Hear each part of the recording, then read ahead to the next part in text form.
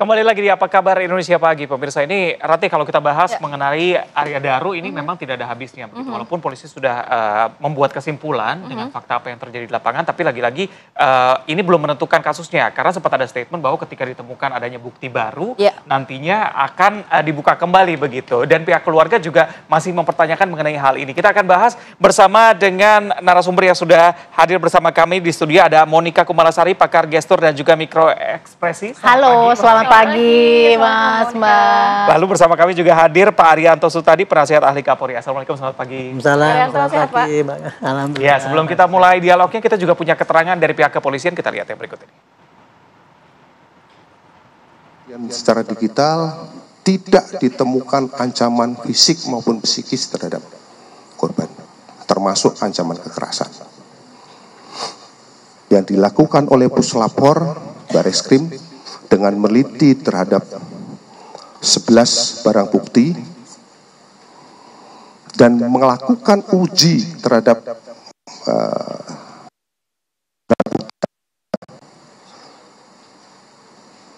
dengan hasil tidak ditemukan adanya DNA milik orang lain selain DNA milik korban. Dari serangkaian tindakan dan kegiatan yang dilakukan oleh penyelidik, mulai dari mendatangi TKP, kemudian melakukan pemeriksaan terhadap saksi-saksi, mengumpulkan barang bukti, kemudian kita dengan melibatkan saksi ahli dan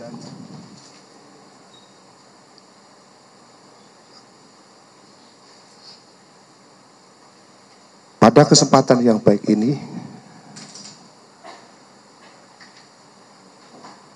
kami akan menyimpulkan hasil daripada penyelidikan yang kami lakukan, bahwa penyelidikan yang kami lakukan, kami simpulkan menemukan adanya peristiwa.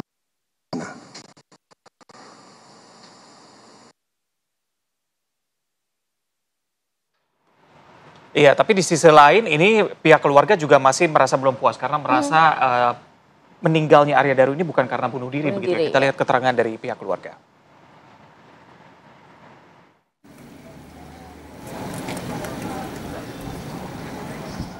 Keluarga Arya Daru Pangayunan menanggapi rilis Polda Metro Jaya soal hasil penyelidikan kematian diplomat muda Kementerian Luar Negeri. Pernyataan tersebut disampaikan oleh Meta Bagus, kakak ipar diplomat muda Arya Daru Pangayunan saat ditemui di rumahnya di Banguntapan, Bantul, Yogyakarta. Pihak keluarga Arya Daru menyatakan seluruh keterangan dan juga data yang dirilis oleh Polda Metro Jaya tidak dapat disimpulkan bahwa almarhum melakukan bunuh diri. Baik istri maupun keluarga besar meyakini Arya Daru adalah sosok yang memiliki semangat hidup dan etos kerja yang tinggi. Menurut Bagus, almarhum semasa hidupnya tidak pernah bercerita mengenai beban kerja yang mengarah atau memicu depresi. Pengamatan kami terhadap yang bersangkutan itu selama bertahun-tahun. Jadi cukup kami sampaikan bahwa kami meyakini almarhum tidak seperti itu. Keluarga Arya Daru meminta kepolisian tetap melanjutkan penyelidikan hingga terungkap peristiwa sebenarnya. Kita juga berharap penyelidikan yang dilakukan oleh pihak yang berwajib ini bisa mengungkap dengan jelas dan bisa tuntas dengan baik. Karena kami juga percaya bahwa pihak yang berwajib bekerja berdasarkan kaidah-kaidah pekerjaannya yang baik. Keluarga Arya Daru menghormati dan menghargai proses penyelidikan yang dilakukan polisi. Keluarga berharap proses penyelidikan berlangsung secara cermat, menyeluruh, dan profesional. Dari Bantul, Yogyakarta, Santosa Suparman, TV One mengabarkan. Penyebab kematian dari Arya Daru ini juga masih menjadi perbincangan publik, walaupun dari pihak kepolisian juga sudah merilis sejumlah temuan yang didapatkan oleh pihak kepolisian. Kalau kita mengutip dari pernyataan Asosiasi Psikologi Forensik Indonesia atau APSIFOR yang mengungkap bagaimana hasil forensik psikologi terhadap jenazah Arya Daru yang dilakukan dengan berbagai metode, Arya Daru ini dapat disimpulkan adalah orang yang sulit mengekspresikan emosi negatif yang kuat terutama dalam tekanan dan berbackground pekerjaannya. Ini yang juga akhirnya membuat Arya Daru ini banyak menyaksikan peristiwa-peristiwa memilukan yang terjadi dari WNI sehingga ini membuat Arya Daru juga bisa mengambil keputusan untuk percobaan melakukan bunuh diri. Coba kita akan bahas dengan narasumber yang sudah hadir di studio, sudah ada Mbak Monika dan juga Pak Arianto. Saya mau ke Mbak Monika, mungkin juga sudah mencermati bagaimana CCTV, baik dari kantor Kemlu, kemudian di lokasi kejadian, dan hasil dari temuan Apsifor yang menyatakan bahwa Arya Daru ini mungkin banyak tekanan dalam sisi pekerjaan, melihat peristiwa memilukan yang terjadi WNI, dari tugas-tugas yang ia tangani. Apa yang dapat Anda simpulkan? Ya, jadi saya juga anggota Apsifor nih ya Mbak. Jadi tetapi gini, yang saya lakukan adalah analisa yang berbasis kalau medis itu disebut sebagai ada gula darah sewaktu kan gitu ya. Nah sementara emosi yang kami compiling di sini ya itu juga saya udah punya analisa-analisanya seperti ini gitu ya. Ini melihat kepada emosi sewaktu pada saat itu. Sewaktu dalam arti sebelum kejadian, sebelum mengambil keputusan. Sebetulnya datanya yang kita punya kalau dalam konteks gestur dan mikroekspresi kan hanya yang beredar di masyarakat di CCTV dan itu memang kurang bisa mencerminkan apa yang sedang dirasakan karena kondisinya dan sebagainya begitu ya. Jadi saya skip untuk melihat di sisi hal tersebut. Gitu. Tidak ada bahan yang bisa saya amati begitu ya. Jadi digali terlalu dalam. Tidak bisa digali terlalu dalam. Tetapi justru yang menarik adalah ketika pers conference gitu ya, Pak Polisi ini menyampaikan kondisi seperti redaksi yang sudah disampaikan begitu ya. Nah ini kita lihat ketika seseorang menyampaikan narasi seperti itu, maka bagaimana empati publik atau bagaimana perasaan kolektif masyarakat begitu ya. Dan kemudian saya dikirimin ada video ketika polisi menyampaikan hal tersebut, maka ada helaan nafas begitu ya. Nah jadi saya justru malah tertarik karena penyidik ini ya itu mewakili sesuatu yang langsung berhubungan dengan stakeholders yang ada di sana. Berarti Mbak Monika kita akan mencermati penyidik saat itu baik kata-kata yang dipilih disampaikan kepada publik dan juga gesturnya. Betul. Ya. Oke. Jadi gini, kalau sesaat yang kita lihat ada saya capture di momen tertentu ketika jadi emosi yang muncul adalah ada anger. Anger itu kemarahan. Jadi ketika menghela nafas saat menyampaikan pernyataan bahwa kematian ADP mengarah pada indikasi meninggal tanpa keterlibatan pihak lain. Nah, ketika mengatakan hal tersebut, ekspresi sewaktunya adalah adanya anger. Terus kemudian ketika saat menyatakan bahwa organ tubuh ADP ditemukan adanya kandungan parasetamol pada hasil otopsi, ini juga ada anger. Begitu ya. Nah, kemudian kalau kita melihat kepada apa sih sebetulnya, apakah yang disampaikan secara verbal align nggak dengan nonverbalnya, gitu. Karena ini yang mewakili yang tahu di belakang layarnya, gitu kan ya. Nah, kemudian saya menggunakan ada dashboard. Jadi kalau kita melihat emosi sewaktu itu, ada yang disebut dengan kuadran polar area. Apa itu ya? maksudnya, Mbak? Kuadran polar area itu emosi sewaktu yang dilihat dari konteks mengenai apakah sesuatu itu obstruktif atau konstruktif.